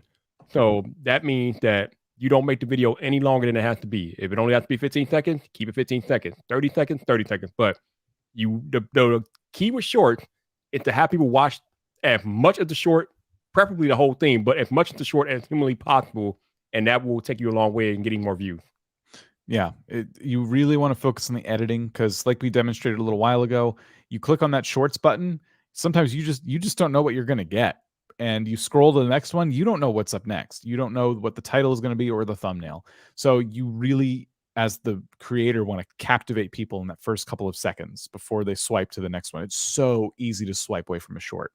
So there's no commitment at all. Like at least when I clicked on your title or your thumbnail, there's a minor commitment. I already made the decision, so I might as well kind of stick it out for a few seconds and see what's going on. On shorts, they made it really easy to just move my thumb up and get rid of your short if I don't like it. And I don't know who you are anyway, so you really got to be like on it with the editing. And this is a skill that will improve over time. There you go. Next question. How do I get higher in search terms? I brought this up because I think we need to have a quick conversation about this. When you are a newer channel, you are not going to rank for like short keywords or phrases that bigger channels are ranking for. So what you want to do is something that we call investing in longer tail keywords or phrases. Um, so instead of iPhone 13, maybe you try to rank for cinematic mode on iPhone 13. Something that has to do with the main keyword, but explains a little bit more. Something like a phrase or something that relates to the main keyword, because you're not going to rank for the main keyword because there's too much competition. But if you can break it down into something that relates to the main keyword that explains maybe what you're trying to talk about with the main keyword or phrase, you will find better success ranking for that term instead of ranking for the main keyword. So you just have to make your tags or your search terms longer. So the videos you rank for, I know I keep bringing up channels, and we're not doing audits, but I'm just really intrigued by this one. How to download parkour spiral map for Minecraft. So you've kind of tapped into something, and you've done a number of these parkour spiral download videos. What you did is you provided a lot of value, and you helped people download what looks like was a trending map in Minecraft. Um, Now we tell you to double down on stuff that's working, right? But don't forget, like people who like maps like this, parkour maps, probably like a lot of different parkour puzzles, and or they like different kinds of challenges in Minecraft. So can you be the person that helps people find curated like challenges like this and then download them onto their machines? Because Minecraft Java's downloading stuff for Java can be a little complicated, and it's really nice to be able to find someone who's like explaining it, but you only seem to be explaining this one thing. If you want to rank and search, everything Viper said, of course, but then also uh, think about the topic and think about what people are going to be searching for. So you've kind of tapped into something here. There is an interest in this thing for this audience. They must be interested in being an audience out there that is similar interests, that like other things, other parkour challenges that are out there, and you can help them make sure they can find those. And then maybe you can even do searchable tips and tricks on how to execute this. Like this seems like a giant parkour puzzle. I would get massacred in this. So maybe if you have some tips on how I could become better at parkour, that could be a searchable video too. It's still related to what you're doing. So yeah, I would definitely stick to that kind of theme. There you go. We got a question from one of our regulars, Koifish Gaming. Using mystery in your title makes it harder to target search. How can you balance search and CTR? Thanks. So here's the thing. You can still use an element of intrigue in your title and rank for search. Because you forget you can tag. You can add tags to your videos, and those tags can be specific to the topic that you're trying to talk about. So you can still add that element of mystery in the title, not making it the exact keyword, but just use those keywords as tags and still rank for them. Also, you can actually include those keywords in the actual title and still keep that element of intrigue. Like I said before, like if I was doing a video about an iPhone review, if I want to add an element of intrigue, I could just say, I didn't know the iPhone could do this or whatever, or I didn't know it did this, such and such iPhone review or such and such review. So there are ways to go about it and still rank for search. The main thing I would say is just make sure you're using the proper tags, because what you guys have to remember is that YouTube, the algorithm, literally analyzes everything. And when I say everything, thumbnail, every part of the thumbnail gets analyzed. Title gets analyzed. Your description gets analyzed. Your tags get analyzed. The actual content of the video itself gets analyzed. So YouTube uses everything to rank your videos properly. So make sure you are understanding that everything gets taken into account when you upload a video to YouTube. Well, going back to your iPhone example too, like you could do intrigue and search in the same title. So you Yeah. could say like, "Did you know the iPhone 13 did this?" and then a hyphen, and you could say 12 secret hacks, Yep. right? Like, so all of those words jumbled in different ways create like searchable terms. That's before you even get to the description and the tags. The other thing I would say too is like you can be a bit choosy, like the parkour Minecraft channel we just looked at. Those are very searchable videos. But if I saw those on the home feed, I'd probably click. When it comes to emotional pull, though, um, you would kind of pick and choose. Like, for example, if they did a video about their experience in Minecraft parkouring or whatever, and that experience went poorly, then I would be playing with emotional titles and thumbnails like, you know, I died on the last jump and the character's like falling into lava in the thumbnail, right? Like that would be a much more emotional pull rather than a searchable thing. And they just get shared in different ways. Like they just kind of think of like search and then like home slash recommended as like two different buckets, right? And like with the video I made about millions of creators just unlock this, I could have done a searchable video about the community tab, but I chose a different bucket. I chose to go after that emotional pull of like, I want to get in the home feed and I want people to click on this right now because it's like breaking news, you know? So you can kind of like decide video by video how you want to kind of like approach this. There you go. Does a microphone matter if you're vlogging? Yes. Mhm. Also, I think the environment that you're blogging in matters as well, because if you're outside, you definitely want to have what we call a windscreen on your microphone if Yeah. it's an external microphone, because then it cuts down on the wind noise and different things like that. But yes, your microphone absolutely matters. Um, Blogging or not blogging, you definitely want to invest in an external microphone. So yeah, it matters. Audio is half of video. And a lot of people will turn on your videos and they won't really look at what's going on. A lot of people listen, especially vlogs. So audio is hugely important, and I would definitely invest in that upgrade first over anything else. Yep, indeed. Uh, P. Gaming says, "How do you start up YouTube with nothing but a mobile phone?" Now, I saw El Jefe banning somebody earlier in the chat, so I don't know if he's still around, but our boy El Jefe Reviews, who is actually one of our colleagues here at vidIQ, started with nothing but a mobile phone. Like he had a phone, a mirror, and a dream, you all. Not that I mean, he had a Galaxy S8 and a mirror and a dream, and he got to maybe what 10, 20, 30,000 subscribers with just a smartphone. So when we tell you all that you don't need anything but a smartphone, we mean it. Like, think about what the modern smartphone has today. Like, let me pick up my iPhone real quick. So this is an iPhone, right? iPhone 13 Pro. You see it has 3 cameras on the back. 3. Now, every smartphone's not gonna have 3 cameras, but chances are, whatever smartphone you have today has a very good camera on the back. I mean, these camera differences these days are negligible at best. So if you have a smartphone like an iPhone or an Android, you have more than enough, because not only do they have cameras, they have microphones on them. Even if you can't afford an external microphone, you can use the internal microphone on the phone, and you can record videos that way. But there are a lot of creative ways to make content with just your smartphone. Mr. Beast, I think he got to his first 100,000 with just an iPhone, I think. So you can do it. There's no excuse. You can get it done. Mm-hmm. So we have one here that's really interesting. I do cleaning videos, but I don't talk. Would I get more views if I talk? Yeah, He did talk. I brought this up. Okay. I want to bring this up because I think you definitely would get more views if you talk, because you could talk about the ingredients that you're using, or the different cleaning agents that you're using. Maybe talk about the cleaning technique that you're doing. You really, I mean, you can see some of it, but some of that stuff you can't. The viewer can't understand what you're doing unless you explain it to them. So I think if you explain your cleaning methods and why you are using certain ingredients and cleaning agents on certain surfaces and different things like that, just go a little bit more in depth into your process of cleaning, I think that will be beneficial for a lot of your viewers. Go ahead, Dan.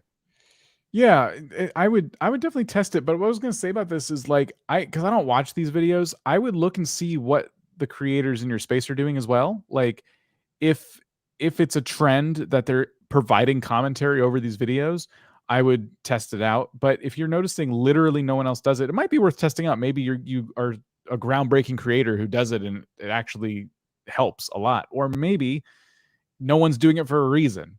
So, while I would recommend like a gaming channel who's just wanting to do some playthroughs and stuff, add commentary, not that might not be advice for all channels, because there might be like a visual ASMR thing that goes on when people watch other people clean. And would the commentary distract from that? So I don't know. Um, but it could be the case. I would really look and see what the people in that space are doing. I like the idea of explaining what you're using to clean and stuff like that. Maybe there's a point in the video where you're like, today I'm going to clean my kitchen. It's a dang mess. And I'm going to use this and this and this. And you put all the products down. But then from there, it's like whatever you normally do, maybe some music and then the cleaning. So who knows? There could be a bunch of different ways to kind of approach that. Dan, does ASMR have an actual like meaning? Are they actually words or are those just initials? I don't know what it means. I know what it means, but I don't know what it means. I don't know the acronym. Hey, but I chat. know. Anybody in chat know the actual acronym? Is there even an actual acronym? I don't even Oh, know. I'm sure. I'm sure. I've just never looked it up because I saw ASMR videos and I got the point immediately. So I never bothered to learn like what it actually stands for. Oh man. Why are you pointing out that I'm a fraud, man? Why are you doing that to me? No, I was just curious because we use the term all the time, but I never really looked up if it had an actual like acronym meaning to it. I was just curious. Let's see. Oh, autonomous sensory meridian response. Damn, that's like fancy. Okay. I can see why people shorten that. You're right. Exactly. Thank you. Thank you to knitting patternista for the knowledge. How can I get watch time on a new shorts channel, which is already getting views and subscribers?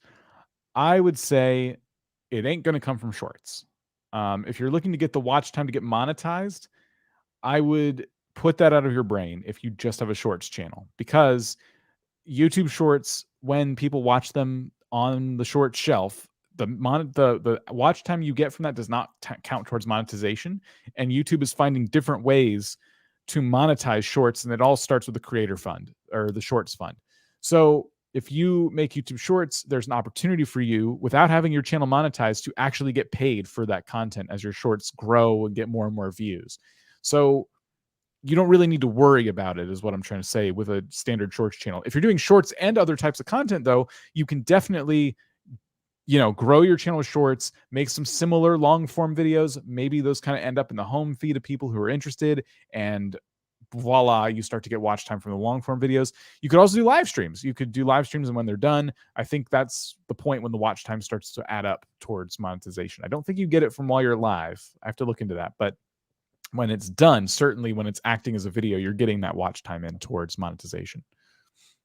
All right, I have since start more questions, so let's see. Goku, what's up, Goku? Goku says, "Can I re-upload my normal videos under 1 minute to shorts and re-upload same shorts until it gets more viewed?" You can cut your video, but you can't re-upload the same video. That YouTube doesn't like that. Apparently, that's like a community guidelines thing, that you're not supposed to just try and manipulate things by re-uploading the same video over and over. You might find channels that are doing that. I would say they're probably not long for this world, so I would not copy what they're doing. I would also not necessarily re-upload your normal under a minute videos to shorts. I think you're better off like making stuff specifically for the short shelf. Yeah. I just think you're doubling your workload for nothing when you could be making a whole new video. Try and decide which videos you want to make that are shorts, and then which videos you want to make that are widescreen long form videos, and figure out a distinction for yourself. For me, if I have like a funny moment that happens on a live stream, but I have no idea what I'm going to make the title or thumbnail, that makes a great short. So I can make the title whatever I want. I don't need to make a thumbnail. I upload it, and I still get to share that with the world without worrying about optimizing it. That's how I decided to approach shorts and longs on the same channel, but it's different for everybody. Yep. All right, so we got a quick one from Emilio exploring. Should shorts have thumbnails? Short answer is no. I don't know if I just did their short answer, no. But no. And your shorts, you shouldn't make thumbnail for your short, because if they get to the short show, YouTube strips away the custom thumbnail anyway. So why? YouTube's doing everything it can to make your custom thumbnails on those just super irrelevant. What I would do, and what I've done, Literally while you're editing before, like if I'm in my editor, my short always starts widescreen because it's a video game. And what I do is I change the editing settings to make it and crop it in to make it portrait. What I would do is before I did that crop, I'd find a moment in the timeline that looks kind of cool, and I would save that for the thumbnail, the 16:9 thumbnail, and then I would crop in and start editing. So literally a still shot of your video of your game or whatever it is, like get a nice still shot. If you want to put a thumbnail because you feel like it'll make your videos tab look better, that's the only reason I did it. YouTube is doing everything it can to make the thumbnails on shorts irrelevant, it looks like. So Yep. yeah, I wouldn't stress it, that's for sure. Don't do it.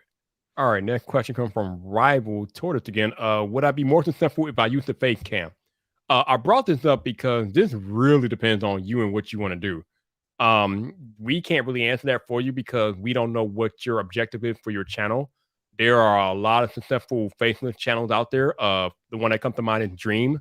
I think Dream has like 17, I think might be up to 20 now, 20 million subscribers, and he's never shown his face in any of his content. And he has 20 million, so it can be done. But again, it depends on what you as the creator want to do.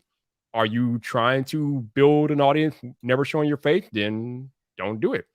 But if you are at a point in your creative journey where you are looking to do something different and you have not up to the point shown your face and you feel like it could give you that closer connection with an audience and you want to maybe grow a community, then you might want to consider it. But it really is up to you. We've talked to this creator before on the stream. Their name is Farzi, and I just thought of him because when I think about Minecraft channels using face cams, this has been my latest example that comes up. And in this video, he actually pulls the face cam out sometimes. So he's using it kind of for emphasis, and that makes it, to me, it feels like it has much more of a purpose. There's a reason this is here.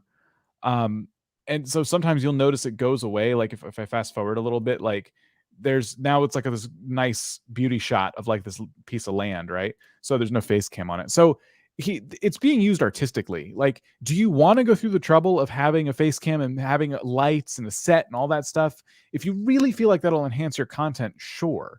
But just having a face cam does not equal views. There's no, when it comes to this kind of content, and I saw you're making Minecraft videos, like there's no rule book for this. There's nothing saying you have to use a face cam. If you don't want to, don't. If you feel like it's going to help, then do. But it is a whole nother thing you got to invest in. If you were to look at any of Farzi's thumbnails, there's no indication there's a face cam, and they're getting plenty of clicks. Farzi's 400,000 subscribers now. Like, I feel like every time I look at this channel, there's another 100,000 subscribers. Farzi's getting so many new viewers, and people who are getting introduced to him click on the title and thumbnail like any other video, and they don't even know if they're going to get the creator behind the mask, right? Like they do in this case, but there's plenty of creators like Dream, like plenty of examples out there of people who don't put their face in their content. So it's really up to you. If anyone's told you, no, you're not using a face cam, you're not going to grow, that's silly. That is utter silliness. I won't hear it. Right. He won't have it. He's not having it, y'all. Yeah. Let's see. I got to scroll up to the real-time chat here. Okay. I'm a gaming channel, and I just switched from live streaming to, excuse my screen here, live streaming to gameplay videos, and that has impacted my views and reach a lot. Any suggestion to make this switch better? Do I rely on Google ads? Interesting. So you're saying you went from live streaming to gameplay videos, and you're noticing less views. Your live streams did better than the gameplay videos you're making. Number one, please don't use Google ads to promote your content.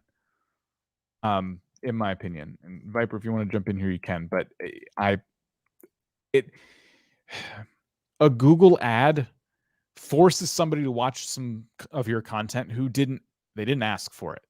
Their focus is on whatever they clicked on, right? They clicked on a video, maybe a video about a game you play, but first your thing came up and they didn't ask for it. All they're doing is waiting for that skip button. But ads are great. If you have a product or a service to sell, ads are great because that's how marketing works. You get your name in people's heads, and the next time they think about car insurance, who's the first person you thought of when I said the word car insurance? That's how Google ads work. That's how advertising works. So don't use Google ads. I would continue to play with your content and optimize it. What I would say is that, like, it looks like you were streaming. I'm just kind of looking in the background here. A lot of God of War. it just seems like you're playing a lot of different games. Like what we tell a lot of gaming channels is like, can you niche down? Can you kind of focus on one game, one type of game? Um, Going back to my suggestion from earlier too, you could use clips from your streams. Maybe it's better to, so you can keep playing these different games. It's better to focus on the personality of your channel rather than the game you're playing. So in that way, you can use fun clips of things you said and things that happened, and your channel is less about the games and more about those fun moments. It happens that they happened in video games, but it's hopefully that makes sense. Any thoughts on this? No, I was going to say the same thing that you said. Don't use Google Ads because, like Dan said, if you are holding someone up from watching the content that they actually want to watch, that does not endear you to them at all. So don't do that. Yeah, I'm trying not to only take gaming channel questions. We are getting quite a few right now. All right, let's let me see if I can come up with anything off the top of my head here. Once again, like I said, shout out to all of you all. I think we still have like 229 of you all in here. Appreciate you all being here today. Again, we know you all could be doing anything else in the world on Tuesday or Wednesday, but you all are here, so appreciate y'all being here. Let's see what we got. What we got? Wait, what? Ooh, okay. Let me check this one out. Stretch my story says, how do I get found when searching sensational topics on my vids because they think it's going to be like other animated storytime fake stories? Why would they think that your content is going to be like others if it's not? That is up to you to set that expectation for viewers. Have you done content like that in the past? Because if not, then I don't know why they would have that expectation of you. As a creator, it is on you the expectation that you want to set for your audience and potential viewers. That really just goes into the type of content that you make. If you make a particular type of content and you make it over and over again, then that is the expectation that you are setting for your current audience and any new audience that you might get in the future. So that's really how you put out your content and what type of content that you put out. But that is a you thing. That nobody can do that but you. So we have one here. How can I keep people from leaving in the first 30 seconds in a workout video? Show them the result. Yeah, you want to start strong. If you're framing your workout videos like a vlog, like, hey, welcome to my workout video. It's been a while since I've uploaded a workout videos, but I'm back. So in this video, like if you're doing this whole thing, people might be leaving in the first 30 seconds, but I'm not accusing you of doing that. But I've definitely seen videos like that. What you would do is go to the channels who are like the biggest channels in your niche, right? The ones who are covering the same kind of like fitness routines, philosophies, things like that, and see how their videos start, right? And see what they're doing differently. Maybe you notice that they're getting right into the workout. They barely even introduce themselves. The music kicks up and they're already going. And you're like, oh, I better get my yoga mat or whatever it is. Chances are they might start a little more chill than that, but like you're just trying to cut out any fluff and get to the point as fast as you need to, if you notice workout videos typically take a little bit longer to kind of get started, what are they doing in those first 30 seconds? Are they setting up their environment while they're introducing themselves? Like let things move around. Like when I first started gaming on YouTube, I had this really bad habit of playing Minecraft and I'd sit on the home screen and I would just talk. Like no face cam, no anything. I would just talk about what I was going to do and how excited I was to be playing Minecraft again on my channel. And my retention was miserable because I could have done all that while I was punching my first tree to start making my tools. I could have started playing the game and then gotten into that content. So that would have helped my retention a lot back then. But when I first started, I did not understand that people didn't care about what I had to say, Yeah, the first 30 seconds of any video is all about the hook. And if you're doing a workout video, show the results. Like if you're showing them a particular workout, you can show the results. Like if you want to show chiseled abs or hardened legs or whatever you want to do, show the results and then show the people how you got to that result. And that should keep them hooked for sure. Mm-hmm. Now, this next one is weird, Dan. Sports shorts as how can I grow my channel by using polls? Yeah. I don't really know how to. I don't think that's a thing, but Dan, feel free to educate me if I'm wrong. I picked it because I want to temper expectations a little bit here, right? But the community tab is something that on its own can grow. Like what I would say to you is that you should be making polls and image posts, ideally. Every day you should have something going on in your community tab if you want to commit to it. And always, always, always make it about your audience. Treat the community tab like you would a video, right? Your videos have some kind of inherent value and interest to an audience. So post things as if they also would appeal to that same audience. So if you're doing polls, don't do polls like, what video should I make next? That's about you. Make it about them. You know, if so, as you're doing sports shorts. So talk about like, who do you think is the who do you think is going to be the new quarterback of the whatever football team, right? And then you have like 4 or 5 choices, you know, and then the last one could be like, let me like, do you think it's someone else? Let me know in the comments, right? So make your polls engaging in that way, make them really hard not to vote on. And then what you'll notice is that your polls are getting tens of votes to hundreds of votes to thousands of votes, right? And then that's reach. That's all an opportunity for you just to do what we did today. We used a poll to promote this live stream whereby we asked a question for our audience to engage with, but we also threw a video link on the poll in case they wanted to come check out the live stream. Boom. So that's kind of how that would work. But I wouldn't say that because you use polls, your channel is just going to get bigger and bigger. That's not a guarantee. No, the polls are not going to grow your channel, but they can help you engage with your audience. All right, Tech Doctor UK says, is it true tags make zero difference in search ranking? I don't know if I would say zero, but probably not as much as people may think they do. But I still tag videos because, again, the more information that you can give YouTube to better place your videos, the better. So tag can make a little difference, but yeah, not as much as they used to, I don't think. I think YouTube, and this is just my opinion, has kind of become so smart, it doesn't need them as much anymore because it can literally hear the words we're saying. It's listening to us. And so it doesn't really need to rely on the tags as much as it used to. And as its AI gets better and better, you know, you'll notice that less like certain things just become less relevant, you know, because it's just it's getting so good at identifying what the heck we're saying and who it's for. Actually, to Dan's point, if you make a video and upload it and don't put a single tag in the entire area of the tag box, after 48 hours, if you go to your analytics tab and go to the reach portion of it, it will show you the search term that your video is being found under. And yeah, like Dan said, like I said, and Dan just said, the algorithm can literally analyze every part of your content, including the actual video and what you're saying in the video. So it uses that to kind of categorize the video, and it'll show you the search term that it has indexed the video under, even if you don't put any tags in it. So the AI is very, very smart about that for sure. All right, next question for Kid Gaming. I'm not sure I understand the question, but is IRL streaming a good thing? I'm gonna assume that you mean in real life streaming, and isn't all streaming IRL? What am I missing here, Dan? I kind of want to look at this channel too because I'm wondering it's a gaming channel. They call themselves Kit Gaming. Oh, is this a verified checkmark channel? Yes. Okay, I was gonna say that because that person, was real popular. Okay, cool. So is IRL stream? So I'm wondering if are you asking if on this channel you should do some non-gaming streams where you're doing something else with your audience, such as cooking or something like that, or going to the park or whatever it might be?